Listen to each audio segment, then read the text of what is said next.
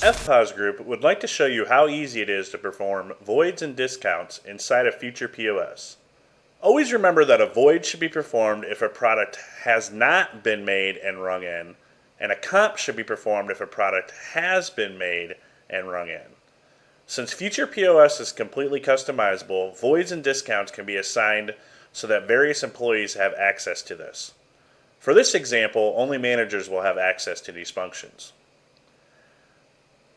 First, let's look at an item that needs to be voided. Dwayne has sent back a Long Island iced tea to the bar. Unfortunately, the bartender did not 86 the item in time and cannot make this Long Island. Now Dwayne can ask his manager to void out an item at the end of the sale. Now Dwayne can ask for his manager to void out this item before presenting the check. Now let's look at how discounting and comps work.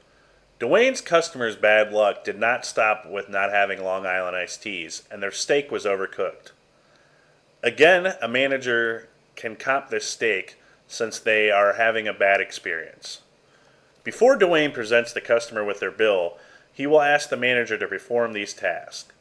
The manager can access these tasks by going to the Manager tab and swiping his employee card.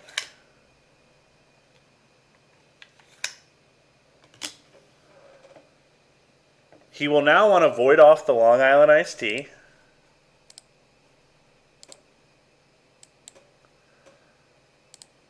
And discount the New York strip steak.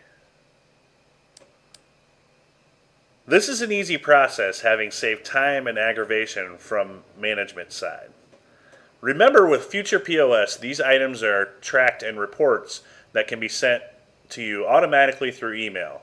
Additionally, you can receive email and text alerts letting you know that a void or discount has been performed.